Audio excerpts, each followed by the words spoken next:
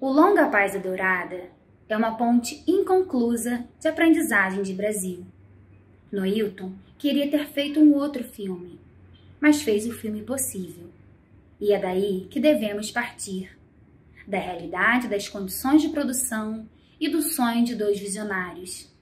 E mais, visionários somos todos nós, personagens de nossas muitas tragédias, e sobreviventes.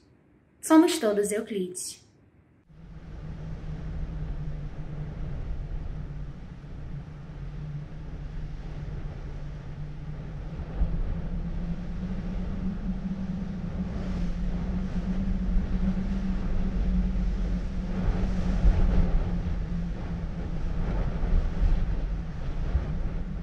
A Lente foi o primeiro espaço de democracia que eu vi dentro do cinema brasileiro. Era uma festa permanente, dava de tudo e era um sentido de produção permanente. Quer dizer, você não ficava esperando, você fazia juntamente com várias outras pessoas. Na minha época estava a Norma Bengel, estava o Jabor, estava lá com o filme, estava o Fernando Campos, né? Estava o Fernando Campos, e estava eu lá com Crônica e com Assuntina. Eu acho que foi assim uma visão democrática e ao mesmo tempo uma visão política da realidade daquele momento e que me deixou marcas assim profundas. Nunca mais eu vi uma produtora com um grau de liberdade em que se vivia na Lente Filmes. Atenção, comunidade, novo visitante da marca. Dia 9 de abril, às 19 horas, um grande evento Caravanas Euclidianas, cujo objetivo é contribuir para a inclusão educacional, levando a obra de Euclides da Cunha com exposições, filmes e oficinas de literatura e audiovisual. Nós estaremos divulgando isso diariamente. Atenção, atenção, comunidade. Nesta sexta-feira, dia 9 de abril, às 19 horas, na quadra da Escola de Samba Unida do Santa Marta, haverá o projeto Caravanas Euclidianas. Nós estamos aqui felizes de contribuir, trazendo um filme, A Paz é Dourada, de Noilton Nunes, e também o samba enredo Os Sertões, de Edeor de Paula. Então, sexta-feira, 9 de abril, 19 horas, se a chuva deixar. Auri e Rio, unindo o Rio. O professor do quadro e do giz morreu. Temos que saudar o novo professor, o professor que trabalha com audiovisual, o professor que sai da sala de aula, que leva os seus alunos para o enfoque da realidade. Esse é o professor que interessa ao aluno. A nova pedagogia está no audiovisual, na busca de novas tecnologias para a educação.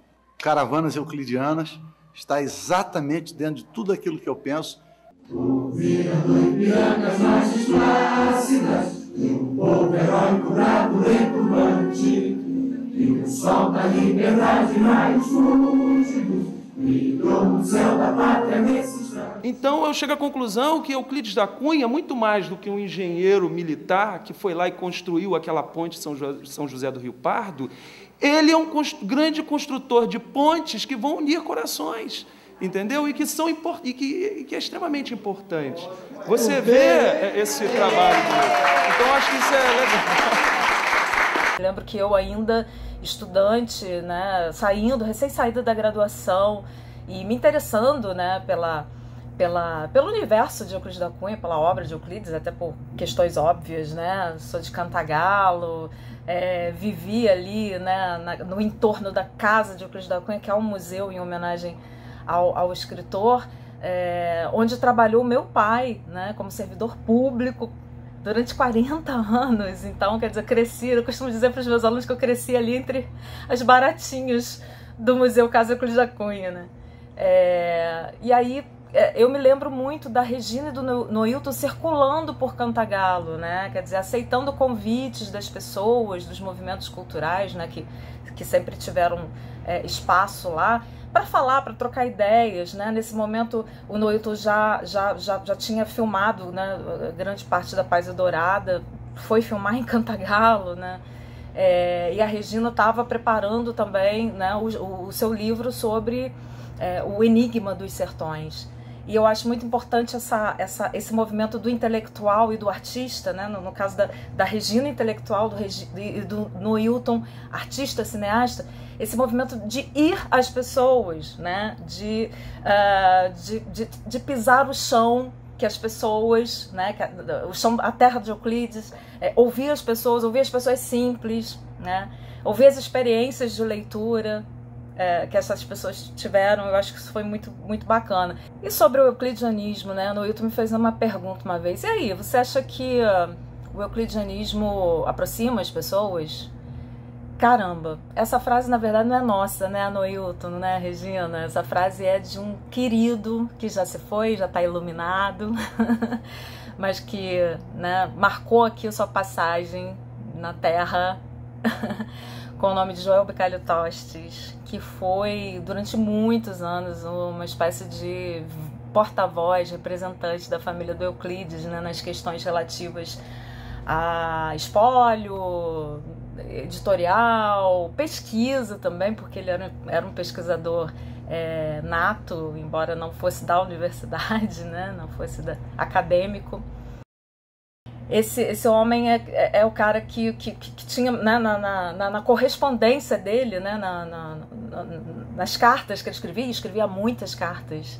Lá em cima tinha exatamente essa frase, né? Euclides aproxima as pessoas. Eu acho que ele tem razão, acho que o Noilton também tem razão, Regina. É uma aproximação quase que por osmose, né? Tem uma pegada assim de espírito de corpo, sabe? Estamos todos aqui pesquisando Euclides, problematizando a obra de Euclides, que é mais importante, né? Mais de um século depois, a gente precisa problematizar. Mas de alguma forma, entendendo essa obra como uma grande vontade, um grande desejo de entender os Brasis que o próprio Brasil não compreende ou não quer compreender ainda hoje, né? O Brasil profundo, o Brasil esquecido, o Brasil dos excluídos, o Brasil dos que gritam, né? Dos que têm fome, dos que têm sede, dos que não têm casa, dos que não têm terra. Enfim, eu acho que, né, a empatia de Euclides, né, a empatia antropológica de Euclides por essas populações, né, quer seja as populações que ele chamava de adventícias, né, migratórias, os cearenses que vão para a Amazônia, por exemplo, então os baianos que percorrem com Antônio Conselheiro, né, os baianos e nordestinos de forma geral percorrem lá quilômetros e quilômetros no interior do Nordeste até se estabelecerem na Fazenda Velha de Canudos.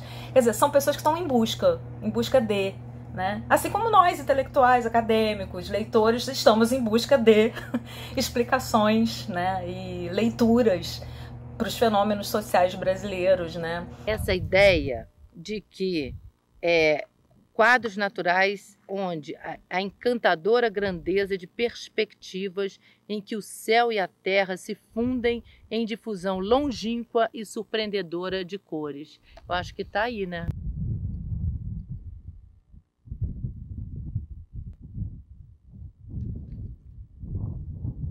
Dá mais uma olhadinha aí, agora que está incluso. Peraí. Pensa bastante sobre o que você vai fazer depois de ganhar um prêmio lá no Oscar. Tá válido, tá valendo. Euclides aproxima as pessoas, aproxima os interesses, aproxima as leituras, ainda hoje, muito, muito atual. E eu acho que o trabalho que o Noilton e a Regina estão fazendo com essa documentação, né, com todos esses depoimentos, essas histórias de vida e de leituras, de vida de leitores de Euclides, eu acho que isso é fundamental para a gente estreitar ainda mais os laços euclidianos que a gente tem. Agora aqui vai uma pergunta. Como é que um homem que se preocupou tanto com as caras e as cores do Brasil pode ser um anônimo? Bom, estou tentando explicar isso na Academia Brasileira de Letras, no Rio. Lá começou a Semana Euclidiana com uma missão: tirar Euclides do limbo, popularizar Euclides. Minha avó paterna de Euclides da Cunha era descendente de Tapuia.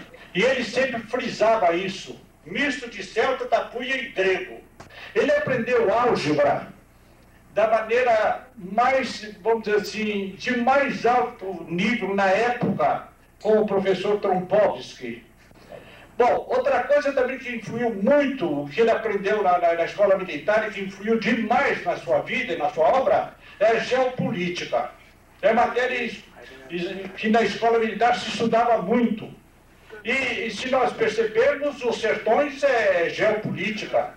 A viagem dele ao Alto Purus é geopolítica. Quer dizer, a geografia é considerada sob um ponto de vista político, de melhorar a situação do povo. Mas logo depois veio a sua primeira grande decepção com o novo governo. Quando viu a bandeira nacional criada pelos republicanos, ficou triste e muito preocupado com o futuro do Brasil e dos brasileiros. O lema positivista tinha sido decapitado. O amor por princípio cortado e jogado na lata de lixo da história. O Planalto Central do Brasil desce dos litorais do sul em escarpas inteiriças, altas e abruptas. Assoberba os mares e desata-se em chapadões nivelados pelos visos das cordilheiras marítimas.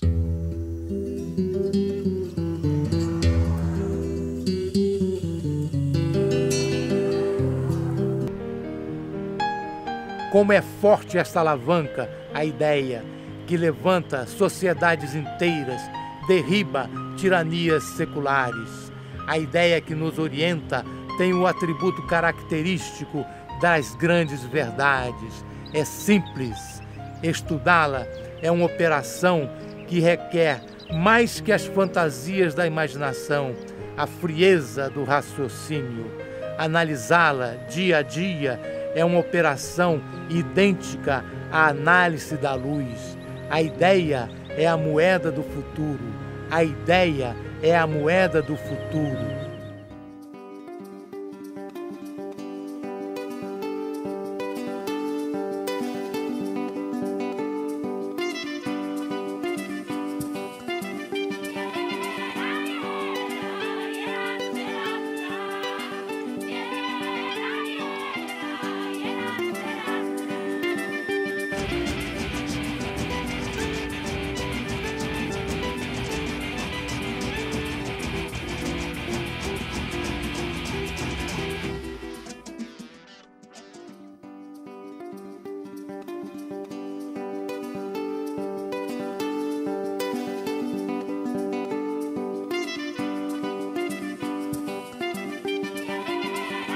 Noilton, você falou da importância de se exibir documentários, os documentários brasileiros, latino-americanos, internacionais também, do mundo inteiro, em escolas de segundo grau, em universidades. E aí eu te pergunto, como é que o público reage? Então eu acho que esse filme ele é direcionado para os estudantes e para os professores da parte do segundo grau, né, do ginásio, do antigo ginásio, e universitários. E eu acho que isso tem que entrar nas salas de aula. As salas de aula, atualmente, elas estão ainda muito defasadas, tanto na universidade quanto nas escolas, né, para poder absorver esse tipo de complemento educacional. Eu, fazendo as pesquisas para fazer o filme sobre Euclides da Cunha, eu decidi que eu gostaria muito de ir nos lugares onde ele passou. Então eu fui a São José do Rio Pardo, eu fui a Cantagalo, eu fui ao Sertão e tinha que chegar à Amazônia nos lugares por onde ele passou. E chegando lá, eu fui ao Acre. Chegando no Acre, eu cheguei numa comunidade chamada Colônia 5000, que é uma colônia que trabalha com um ritual religioso com o Santo Daime e com a Santa Maria. E essa comunidade, quando eu cheguei lá dentro, eu comecei a ver que o padrinho Sebastião, um ser magnânimo, de barba longa. Ele, para mim, era um Antônio Conselheiro hoje. Quer dizer, ele já morreu, né? Eu fiz essas filmagens em 82.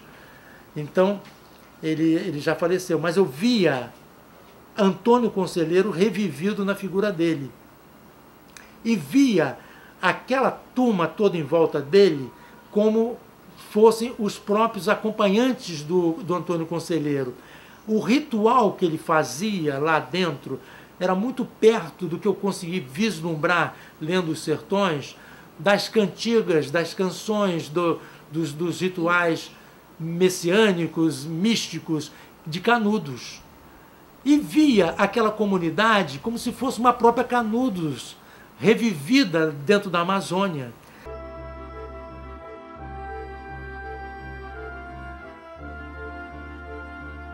Não é essa a república dos nossos sonhos, a república pela qual lutamos. As nossas elites estão cegas aos quadros reais das nossas vidas. Vivemos em pleno colonato espiritual.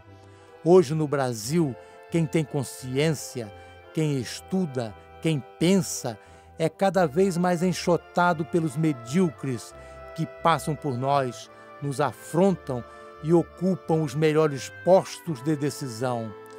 Transformar o nosso país num purgatório, onde a brutalidade e a violência viraram rotinas naturais, normais. É a imbecilidade triunfante. O amor por princípio não faz parte mesmo da nossa bandeira. Nós jogamos fora a sensibilidade, a educação, a polidez, e estamos nos condenando cotidianamente à barbárie.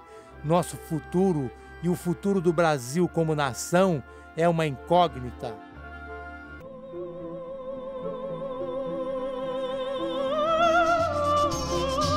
Marcado pela própria natureza, o Nordeste do meu Brasil.